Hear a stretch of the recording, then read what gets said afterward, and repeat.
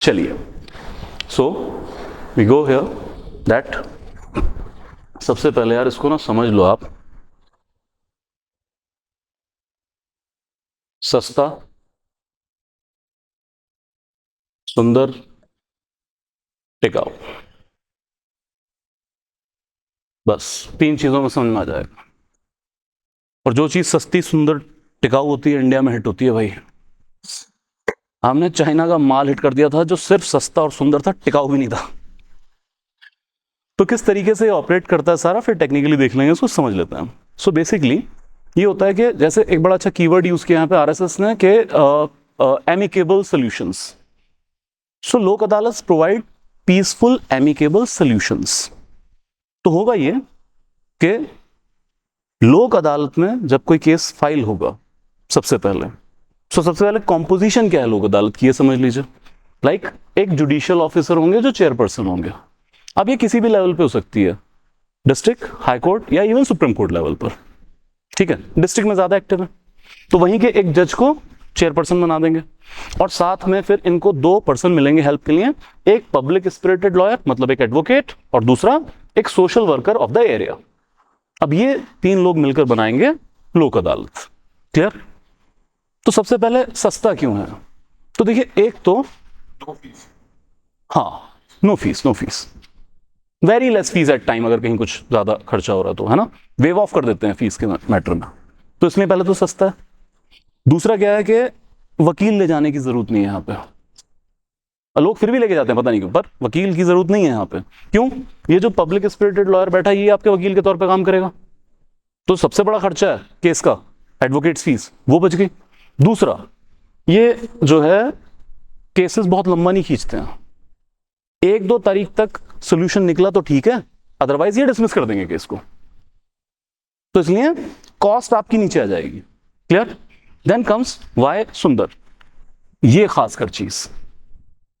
तो ये माना जाता है कि लोक अदालत में कोई जीतता हारता नहीं है, विन विन सिचुएशन है। क्योंकि यहां पर जो डिसीजन दिया जाता है, जो अवार्ड दिया जाता है, वो देंगे जिस पे दोनों पार्टी सहमत है। I repeat my word, Lok Adalat provide peaceful amicable solution to the dispute. तभी वकील की जरूरत नहीं यहां पे। तो आपका जो भी कोई कॉज है आप आके रखिए, उसका जो बेस्ट पॉसिबल सोल्यूशन हो पाएगा वो आपको ये प्रोवाइड करने की कोशिश करेंगे जिसपे आपकी सहमति जरूरी है। सुंदर इसलिए कि जब तक दोनों पार्टी अग्री नहीं करेंगी तब तक लोक अदालत जजमेंट नहीं देती है। जब एक कॉमन मिनिमम प्रोग्राम पे दोनों पार्टी अग्री करेंगे सोल्यूशन के, तब ये अपना जजमेंट दे देंगे उन्हीं टर्म्स पे जो सबने मिलकर तय किए। और अगर दोनों party not reaching out to any solution तो फिर ये केस डिसमिस कर देंगे कि भाई फिर ठीक है, नहीं मान रहे तो उधर है कचहरी, चले जाओ, लगा लो 5 साल अपने, कर लो खराब। और 5-10 हजार के पीछे रो रहे हो, लगा लो 50,000। क्लियर है यहां तक? Any doubt? देन वाई टिकाऊ? बिकॉज द जजमेंट ऑफ लोक अदालत is final and binding, non appealable. इसके बाद अब आप डिस्ट्रिक्ट कोर्ट में या किसी कोर्ट में अपील नहीं कर सकते हैं। हाँ, एक रास्ता बच सकता है, एसएलपी। एसएलपी याद है? पर वो मैटर ऑफ राइट नहीं है, वो सुप्रीम कोर्ट की डिस्क्रिशनरी पावर है। Any doubt? जी? You did not just ask that question. सच में आपने पूछा? मुझे यकीन नहीं हो रहा। What is SLP? कहीं सारे कहते हैं सानू भी नहीं पता, हुण ही पढ़ाना छड़ना। बापू के फोन आने, पिंड जाके खेती करा। Okay, no issue, no issue. मैंने पहले ही कहा मैं कभी भी ऐसा डिमीन नहीं करता हूं। ठीक है, एसएलपी हमने सुप्रीम कोर्ट के अंदर किया था कि अगर किसी कोर्ट से जजमेंट आ गया है तो इंटरवीनिंग कोर्ट से लीव लेके आप सीधा सुप्रीम कोर्ट जा सकते हैं। याद आया? अच्छा, एसएलपी बोले, स्पेशल लीव पिटीशन। अब याद रह जाएगा, मेरी जान देने पे तो याद रखो। ठीक है, याद करो यार चीजों को, बस कुछ नहीं रखा इन बातों में। सस्ता, सुंदर, टिकाऊ, फाइनल एंड बाइंडिंग। सो अब मेन इंपॉर्टेंट चीजें क्या याद रखनी है? एक आपने याद रखना है कॉम्पोजिशन, सेकंड, ये एक एक्सपेरिमेंट के तौर पे शुरू हुआ था, लेकिन it is no more experiment now. So under NALSA act, जो legal service authorities act of 1987 है, इसके through it has statutory status. तो ये कॉन्स्टिट्यूशनल तो है ही नहीं, कॉन्स्टिट्यूशन में आपने पढ़ा नहीं है, स्टैट्यूटरी स्टेटस है. क्लियर? लेकिन हां, अगर ये स्टेटमेंट आ जाए कि these are regular courts, wrong. These are not regular courts. तो जैसे साथी ने लिखा भी है, महीने के कोई 2 दिन चुन लेते हैं, कई बार 2 सैटरडे या 2 संडे भी चुन लेते हैं कई बार के, अब लोक अदालत लगेगी, उस पर लोक अदालत होल्ड की जाती है. Clear? Then we come to like jurisdiction. यार सिविल और क्रिमिनल दोनों ज्यूरिसडिक्शन इनके पास, ये याद रखिएगा. बस एक चीज याद रखनी है, क्रिमिनल केसेस सिर्फ वो जाएंगे जहां कंपाउंडिंग अलाउड है, ओनली कंपाउंडेबल ऑफेंस. ये ज्यादातर वही ऑफेंस हैं जिनमें 2 साल या उससे कम की सजा है. What is compounding, compoundable offences? Exactly. देखिए, क्रिमिनल लॉ के अंदर हर क्राइम को टैगिंग दी होती है कि ये कंपाउंडेबल है या नॉन कंपाउंडेबल है. तो कंपाउंडेबल वो क्राइम या वो ऑफेंसेस हैं जहां पे दोनों पार्टीज आपसी सहमति से समझौता कर सकती हैं ऑन रिकॉर्ड, और कोर्ट उसको अप्रूव करता है. लेकिन वहीं कुछ ऐसे क्राइम हैं जिनमें कंपाउंडिंग अलाउड नहीं है, तो उनको कहते हैं नॉन कंपाउंडेबल ऑफेंस. जैसे murder, murder is non compoundable offence, उसमें समझौता अलाउड नहीं है, ऑन रिकॉर्ड नहीं किया जा सकता. क्लियर यहां तक? वो अलग है, वो अलग है, उसको रहने दीजिए. Cognizable, non cognizable offences. चलिए, वो भी टैगिंग ही है इस तरह की. हाँ.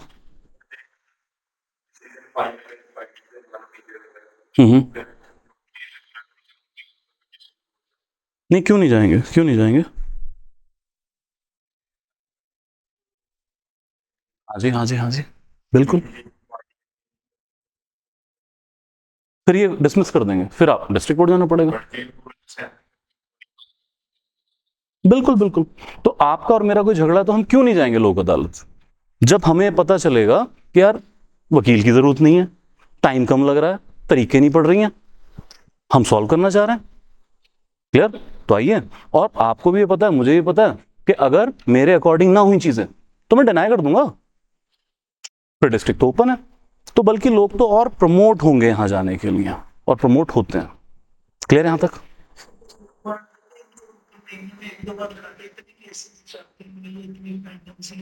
वो तो क्रिटिक पॉइंट है ही है, तो यहां पे भी पेंडेंसी तो बहुत बढ़ रही है, वो तो है ही है. क्लियर? बट ये फायदा है कि जल्दी निपटा देते हैं. तभी प्रिंसिपल ऑफ नेचुरल जस्टिस, ये भी प्रिंसिपल ऑफ नेचुरल जस्टिस पे काम करते हैं, प्रोसीजरल लॉ से बाउंड नहीं है, तो कंपैरेटिवली फिर भी फास्ट है. और जो पार्टीज आ रही है ना लोक अदालत में, वहां पे भी इस तरह का माइंडसेट है कि वो खुद सॉल्यूशन के लिए आ रहे हैं, वो खुद बहुत ज्यादा चिक चिक नहीं करते हैं.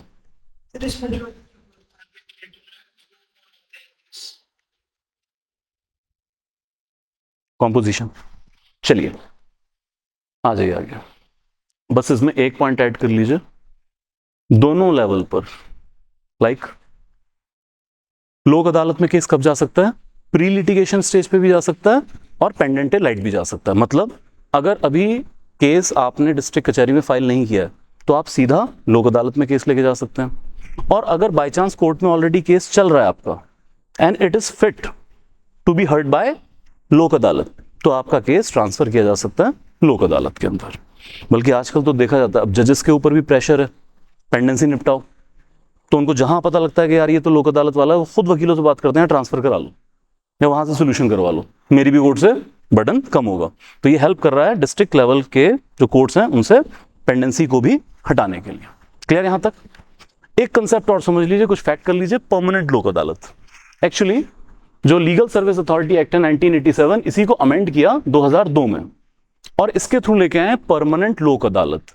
ये है तो लोक अदालत जैसा कंसेप्ट, बट थोड़ा सा डिफरेंट है लोक अदालत की प्रोविजन से. तो ये स्पेशली लेके आए हैं to deal with public utility service, जैसे transport, postal, telephone, water, sanitation, electricity. Public utility services के लिए है परमानेंट लोक अदालत. सर प्रोसीजर क्या है जाने का? सीधा जिस दिन लगनी है लोक अदालत उस दिन, या पहले प्रायर इन्फॉर्म किया जा सकता है? जो रजिस्ट्री ऑफिस होता है जहां पर आप केस फाइल करते हैं कोर्ट के अंदर, वहीं से लोक अदालत में भेज दिए जाते हैं। मतलब उस दिन नहीं जाना होता है, पहले से ही इनलिस्टिंग होती है। I repeat, registry office, litigation branch बोलते हैं कई कोर्ट में उसको, अलग अलग नामों से बुलाते हैं, वहां पर आप जाके दे दीजिए, वो लोक अदालत भेज देंगे।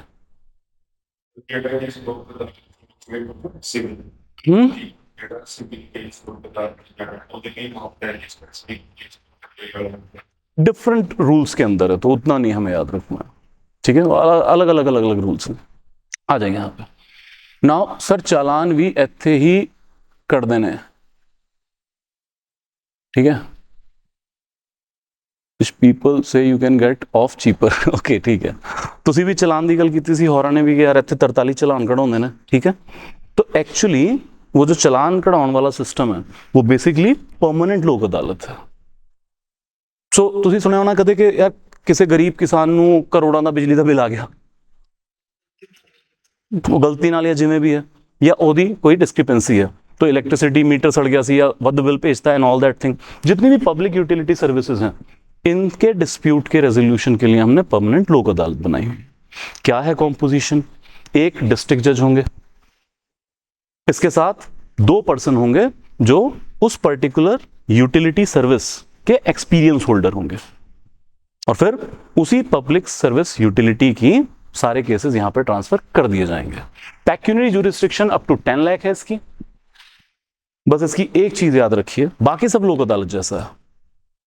जैसे लोक अदालत के बारे में कहा जाता है, they can not give judgement on merit. वो जजमेंट तभी देंगे जब दोनों पार्टी एग्री कर रहे हैं। परमानेंट लोक अदालत अगर पार्टीज डिसएग्री भी कर जाएं तो भी जजमेंट दे सकते हैं। तो ये लोक अदालत से थोड़ा सा डिफरेंट मॉडल है। Any doubt please ask. Clear यहां तक? चलिए लाउडो, इनका फाइनल एंड बाइंडिंग यही पूछ रहे हो आप? फाइनल एंड बाइंडिंग क्लियर यहां तक? ओके चलिए, पीआईएल मैं इसके बारे में बता दीजिए, बहुत प्यारा कॉन्सेप्ट है। पब्लिक इंटरेस्ट लिटिगेशन क्या होती है? पब्लिक इंटरेस्ट लिटिगेशन क्या कॉन्सेप्ट है?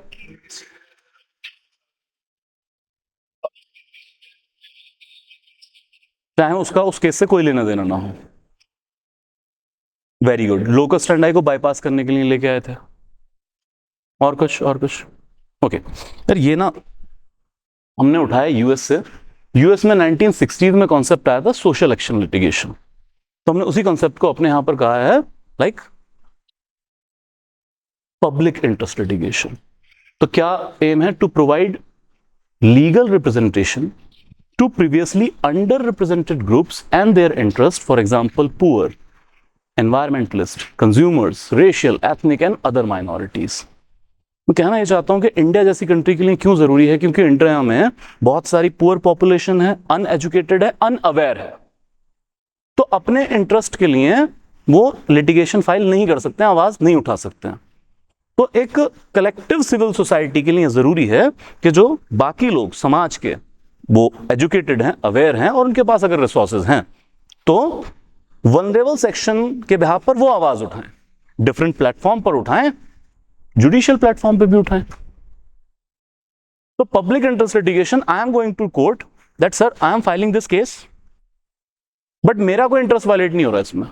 तो किसका इंटरेस्ट वायलेट हो रहा है? सर एक सेक्शन ऑफ सोसाइटी का, उनके इंटरेस्ट को प्रोटेक्ट करने के लिए मैं आ रहा हूं। जैसे एमसी मेहता गए कोर्ट के अंदर कि right to clean environment should be my fundamental right, तो अपने अकेले के लिए मांगने थोड़ी गए थे, सभी के लिए गए थे। क्लियर? ओके अब अच्छा, इसके पीछे की स्टोरी बड़ी अच्छी है, एक दो चीजें बस इससे नोट कर लीजिएगा, एक लिख लीजिएगा कहीं पर, दैट पाइनियर कौन कौन है, ये कुछ एग्जाम में पूछा गया है। Justice PN Bhagwati and VR Krishna Iyer. Justice P.N. Bhagwati and V.R. Krishna Iyer. Then please write Advocate Kapila Hingorani. Advocate Kapila Hingorani, called Mother of Pill. Legal tool lying person. Yes, ठीक है. Mother of Pill. Public interest litigation. और एक case लिख लीजिए, हुस्नारा खातून versus state of Bihar, Husnara Khatoon versus state of Bihar 1979, और इसका main cause है relaxation of locus स्टैंडाई। तो क्विकली सुनिए था क्या गेम। देखिए, इससे पहले लोकस स्टैंडाई केस लगता था, लोकस स्टैंडाई क्या है, जिसका इंटरेस्ट है सिर्फ वो कोर्ट के अंदर आएगा, थर्ड पार्टी और स्ट्रेंजर टू द सूट, अगर आपका केस से कुछ लेना देना नहीं है तो you can not file a suit. Advocate Kapila Hingorani ma'am को इनके कुछ एडवोकेट फ्रेंड्स जो बिहार से थे, उन्होंने कुछ स्टोरी सुनाई जिसमें कहा गया कि बहुत सारे ऐसे लोग जिनको उनके केस में जितनी सजा हुई थी वो पूरी कर चुके हैं, उनको जेल से नहीं छोड़ा गया। मान लो 10 साल किसी को सजा हुई, 10 साल वो काट चुका है जेल में, जेल से नहीं छोड़ा जा रहा, एडमिनिस्ट्रेटिव फेलियर, व्हाटएवर रीजन। और वो लोग इतने दीनहीन है कि वो वकील कर ही नहीं पा रहे, वकील कर पाते शायद उनको सजा भी ना होती। तो मैडम ने ऐसे कुछ केस कलेक्ट किए और सुप्रीम कोर्ट में फाइल करने की कोशिश की, डिनाई कर दिया, बोले या तो वकालतनामा लेके आओ। अब वो सोशल मीडिया का भी टाइम 79, तो कुल मिला के एक केस इन्होंने कर लिया हुस्नारा खातून का, तो उनके बिहाफ पर वकालतनामा भर लिया कि मैं उसके नाम पे करना चाहती हूँ, और रजिस्ट्री ऑफिस में बाकी केस क्लब टुगेदर करवा दिए कि भाई आप एक बार जज की टेबल तक भेजो, उन्हें हटाना होगा हटा देंगे, नहीं तो सुनवाई कर लेंगे। अब वो केस क्लब टुगेदर होके आ गए हुस्नारा खातून में जजेस के सामने, और जब जजेस के सामने ये सारी चीजें खुली तो जजेस के होश उड़ गए। हम कौन सा सुप्रीम कोर्ट, क्या जुडिशियल सिस्टम चल रहा है, कहां है आर्टिकल 21 आपका? ऐसा कैसे हो सकता है कि सजा पूरी हो चुकी हो, जेल से लोगों को नहीं छोड़ा जा रहा? Raise your hand without any lip sync. कौन सी रिट का मैटर बनता है? कौन सी रिट का मैटर है? कौन सी रिट का मैटर बनता है? अगर आप वकील हो तो कौन सी रिट फाइल करोगे? ऐसे केस डाल के देते हैं वो कुछ कि ये सिचुएशन है, रिट बताओ। हाँ भाई जल्दी, रेज हैंड। क्या हो रहा है यार ये? Raise hand. हाँ जी वीरे, व्हाट इज द प्रॉब्लम? एक इंसान अपनी सजा काट चुका है फिर भी जेल में, इलीगल डिटेंशन, सीधा सीधा हेबियस कॉर्पस है। क्लियर? मैंडेमस बाद में सोचो, पहले मेन सोचो आप, हेबियस कॉर्पस। क्लियर यहां तक? वो तो मैंडेमस करेंगे बाद में ऑर्डर, वो हेबियस कॉर्पस के अंदर ही ऑर्डर कर देंगे। चलिए कम टू दिस थिंग। खैर, इन सब में ऑर्डर रिलीज हुआ, इसके बाद सुप्रीम कोर्ट ने पीआईएल का कॉन्सेप्ट ले आए कि यार अब जरूरत नहीं है साइन कराने की, बल्कि अर्ज किया कि अलग अलग जेलों में जहां जहां ऐसे केसेस हैं हमारे पास लेके आइए, हाईकोर्ट जाइए, रिलीफ मिलेगा।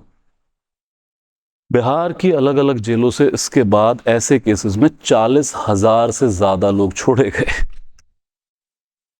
क्लियर है यहां तक? तो ये बना पीआईएल का सिस्टम, और इसके बाद तो फिर फ्लडगेट्स ओपन है सर, जो भी आप केस चाहें जो पब्लिक इंटरेस्ट से रिलेटेड है वो ले जा सकते हैं। प्लीज थोड़ा टेक्निकल वर्ड्स नोट कर लीजिएगा नोट से आप, ठीक है? Then it comes to guideline for admitting public interest litigation. डलवा देंगे अभी जरा अपने ही हाथ से फिरे।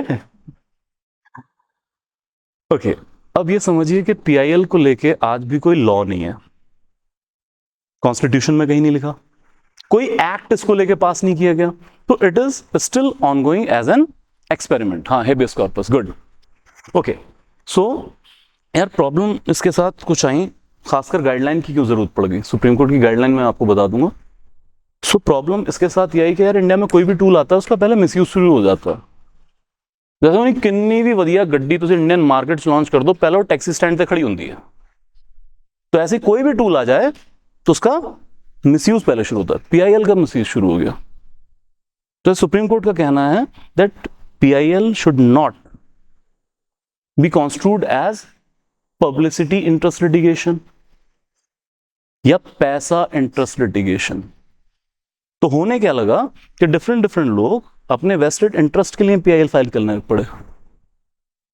जैसे किसी को डिफेम करने के लिए, किसी को फेमस होना है तो किसी बड़े बिजनेसमैन पे, किसी सेलिब्रिटी पे आपने पीआईएल फाइल कर दिया कुछ भी ऐसा कह के कि ये चीज है सर, और एक्सटॉर्शन टूल बनता जा रहा था ये। मतलब सिंपल है कि आपने किसी कंपनी के ऊपर केस फाइल कर दिया कि आपकी जो भी फैक्ट्री है वो पोल्यूशन कर रही है और उससे फला फला जगह पर कैंसर कॉज हो रहा है, नोटिस चला गया, केस शुरू हो गया। इतने में बिजनेसमैन ने आपसे कांटेक्ट किया, आपने कुछ पैसे लिए, आपने पीआईएल विड्रॉ कर ली और फिर निकल पड़े अगले दिन किसी और डिस्ट्रिक्ट, किसी और गांव, कोई और ढूंढा जाए। बहुत सारी प्रॉब्लम्स आ रही थी। तो इसको लेके सुप्रीम कोर्ट की कुछ गाइडलाइन है, बस वहां से थोड़ा हो सकता है कि आ जाए। जैसे court must encourage genuine and bona fide PIL. Then it comes to that each high court should formulate proper rules. अब ये हाई कोर्ट्स पे छोड़ा हुआ है, मतलब इंडिविजुअल जज पे मत छोड़ो। ये तो जुडिशियल एक्सपेरिमेंट है, तो हर जज अपने हिसाब से चला रहा है, तो नहीं करेंगे, बल्कि क्या करेंगे, हाई कोर्ट को प्रॉपर रूल्स फॉलो करने चाहिए और कोर्ट को प्राइमा फेसाई ये वेरीफाई करना चाहिए कि क्रेडेंशियल पीआईएल के दुरुस्त हैं या नहीं है। और जब तक सब्सटेंशियल पब्लिक इंटरेस्ट इन्वॉल्व नहीं है, और ये भी इंश्योर करें कि इसमें किसी का कोई पर्सनल गेन नहीं है, मतलब कोई अपने पर्सनल कॉज को पीआईएल बना के तो नहीं ले आया। अब ये सब आप कैसे करेंगे, ये सब आप कैसे करेंगे, तो इसके लिए हाई कोर्ट्स के डिफरेंट मैकेनिज्म है। तो जैसे कई जगहों पर सीनियर एडवोकेट्स का एक पैनल बनाया हुआ है, तो पहले उनके पास जाती है पीआईएल, वो स्क्रूटिनाइज करते हैं, और अगर वो कहते हैं फिट टू बी फाइल्ड तो वो पीआईएल एडमिट की जाएगी, अदरवाइज नहीं करेंगे। तो आप प्राइमा फेसाई चेक कर लेते हैं कि क्रेडेंशियल है कि नहीं है। लास्टली सुप्रीम कोर्ट की गाइडलाइन जो बहुत ज्यादा क्रिटिसाइज्ड है, दैट जेन्युइन को एनकरेज करना है और जो नॉन जेन्युइन पीआईएल है उनको डिस्करेज करना है, लेकिन माइंड योर वर्ड, फाइन। मतलब अगर स्टेटमेंट में आपसे पूछ लें तो आपको अटपटा लगेगा, यार फाइन क्यों कह रहे होंगे, बट यस, सुप्रीम कोर्ट की गाइडलाइन में है discourage and fine the non genuine PILs. तो आपने कुछ साल पहले वो सुनी थी न्यूज कि बॉम्बे हाई कोर्ट ने जूही चावला मैम के ऊपर 20 लाख का फाइन मारा? नहीं सुनी किसी ने? वो इसी गाइडलाइन की वजह से कि नॉन जेन्युइन पीआईएल आपने फाइल किया, 20 लाख फाइन। क्लियर है यहां तक? Any doubt? Any doubt? Okay, चलिए ये इस तरह के कुछ नोट कर लीजिएगा इंपॉर्टेंट, लाइक इंटरनेट पे बहुत सारे मिल जाएंगे। तो just for example, like Vishakha guideline है, इसके बारे में पता है आपको? सो पॉश एक्ट इसके 2013 में बना था जाके। सो ये Vishakha basically is not the lady's name, it's NGO's name. Then MC Mehta versus Union of India environmental rights, then Murli S Deora versus Union of India smoking ban on public places, Sheela Barse, ये एक बहुत important है, स्टेट ऑफ महाराष्ट्र। तो इसमें क्या हुआ था, female लॉकअप्स। तो पहले यह था कि फीमेल लॉकअप्स ही नहीं हुआ करते थे, लॉकअप है तो प्रॉब्लम आती है, फीमेल लॉकअप्स एस्टैब्लिश कर। तो बहुत सारी ऐसी पीआईएल हैं जिसमें इंपॉर्टेंट चीजें हमें मिली हैं। तो सक्सेस स्टोरी देख लीजिएगा। Judicial activism, anyone, what is judicial activism? और एक और टर्म हम यूज करते हैं, जुडिशियल ओवररीच। किसमें? इनटू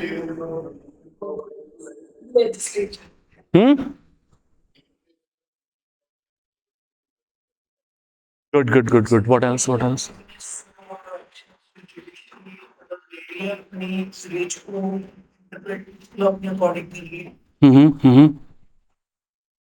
बस को लिखते हुए एग्जीक्यूटिव्स के मैटर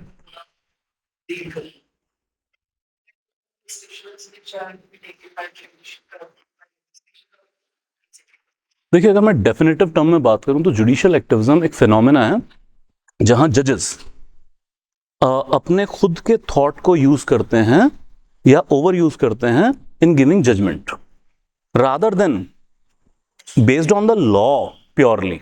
वो खुद की ओपिनियन को, या दिस इज द वर्ड, खुद की ओपिनियन को यूज करते हैं जजमेंट देने के लिए।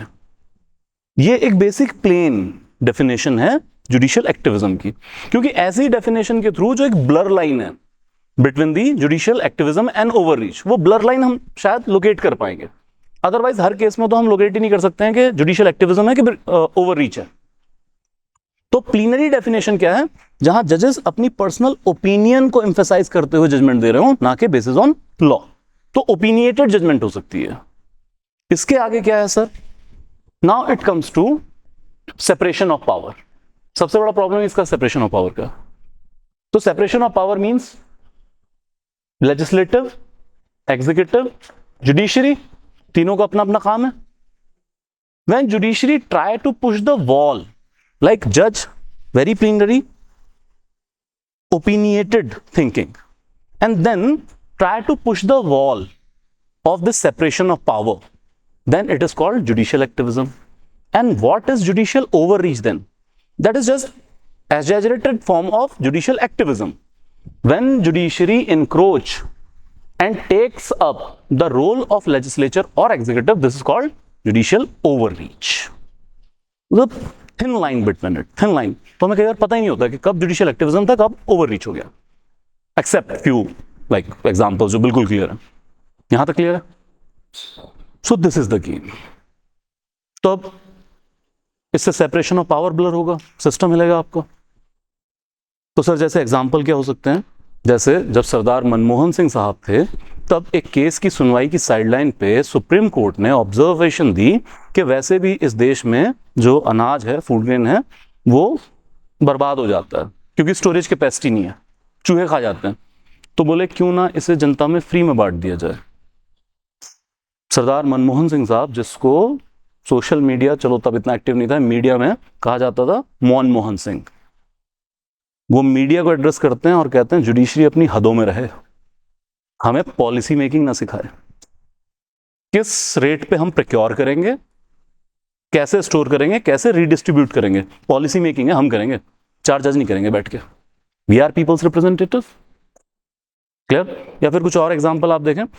यार आपको नहीं लगता है कि सड़कों पे जो गाड़ियां चलती हैं इनके शीशे काले हों या सफेद हों, ये या तो एग्जीक्यूटिव डिसीजन हो, इंस्पेक्टर जनरल ऑफ पुलिस करे, या फिर जो मोटर व्हीकल एक्ट है वो करे, लेजिस्लेचर इसके अंदर करे. लेकिन ये जजमेंट किसका है कि काली फिल्मिंग की गाड़ियां नहीं होंगी, सुप्रीम कोर्ट जजमेंट है.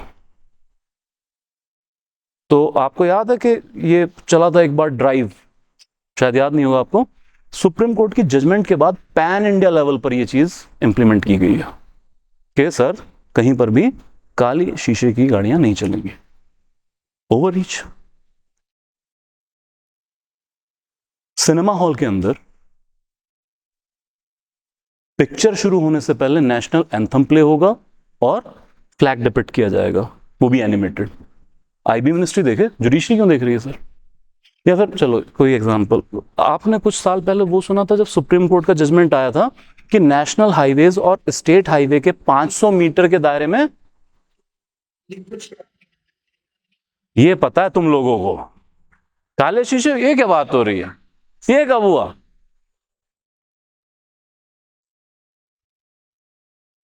तो आया था ना वो जजमेंट पर, कितने सारे मीम्स बने थे कि नेशनल हाईवे के 500 मीटर या स्टेट हाईवे के 500 मीटर के दायरे में कोई लिकर शॉप नहीं होगी. यार आप पूरी की पूरी, और ये जजमेंट पैन इंडिया लेवल है, आप पूरी की पूरी लिकर पॉलिसी को डिजाइन कर देंगे. वो दूसरा हुआ था क्योंकि ये दोनों के लिए था, स्टेट हाईवे के लिए भी. जी हाँ, तो ये सही है आपका एग्जांपल. बस थोड़ी टर्न हुआ क्या यार, चंडीगढ़ जैसी जगह पे तो ज्यादातर सड़कें स्टेट हाईवे हैं. तो स्टेट्स ने, अब स्टेट नेशनल हाईवे को डीनोटिफाई नहीं कर सकती ना, स्टेट्स ने करना शुरू किया कि स्टेट हाईवे को डीनोटिफाई कर दो. ये सड़क जा रही है ही नहीं स्टेट हाईवे. ठीक है, गेटिंग माय, ये तक होने लग पड़ा था. 26 सेक्टर यार सुनसान हो गया सीगा, एमें दिल घबराउंदा सी उधरों लंघदे. क्लियर है यहां तक? अब इस चीज पर आप आइए कि सर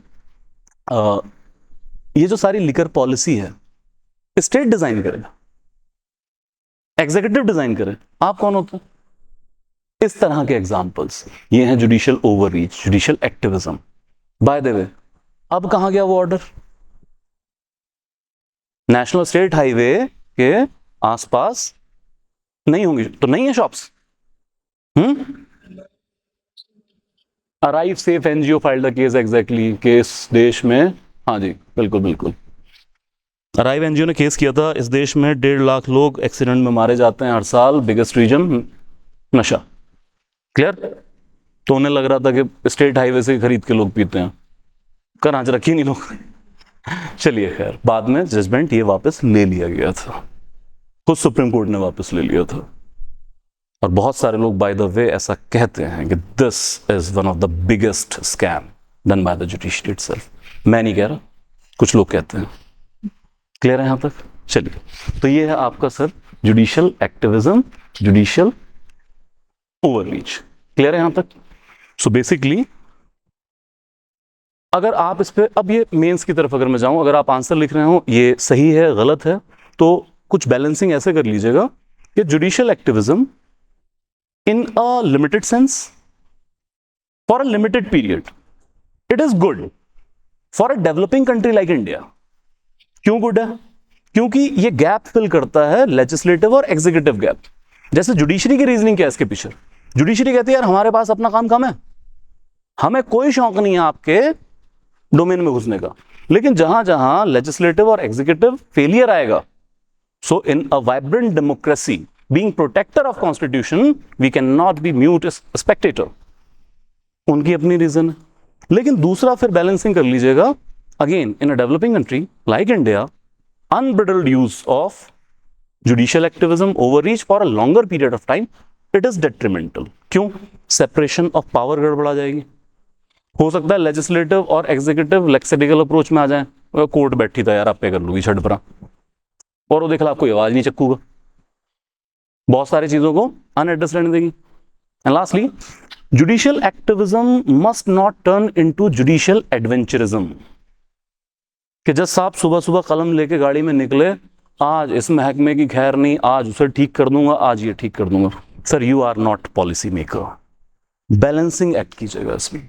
लास्टली रिप्रेजेंटेटिव जुडिशरी, ये भी मेंस के ऊपर ज्यादा है आपका, हल्का सा इसके बारे में कहीं आर्टिकल वार्टिकल आए तो पढ़ लीजिएगा इसको, लेकिन काफी पीछे करंट अफेयर में चीजें रही हैं, बहुत सारे इंटेलेक्चुअल ने इसके ऊपर बात की है। तो बेसिक गेम ये है कि हमारे यहाँ जुडिशरी में सोसाइटी की रिप्रेजेंटेशन थोड़ी कम है, तो उसको आप दो सेंस में कर सकते हैं, एक आप कास्ट वाइज भी देख सकते हैं, एक आप खासकर विमेन रिप्रेजेंटेशन तो पक्का तैयार कीजिएगा, बट मेंस के लिए कह रहा हूं मैं अभी नहीं, ठीक है? तो इट कम्स लाइक एक डेटा है पार्लियामेंट में पेश किया गया था 2018 से 22 का, तो ऐसा डेटा जनरली आपको मिलता नहीं है, ठीक है? तो इसमें कहा गया कि 537 जजेस अपॉइंट किए गए, जिसमें से 79% were from general category, 11% OBC, only 2.8% from scheduled caste, 1.3 from scheduled tribe, and 2.6% minority. Now this tells that in judiciary, the power is in the hands of some upper castes. बल्कि मैं कहूं some upper caste males. Clear? और ये सब आपका तब हो रहा है जब कलीजियम बैठा है।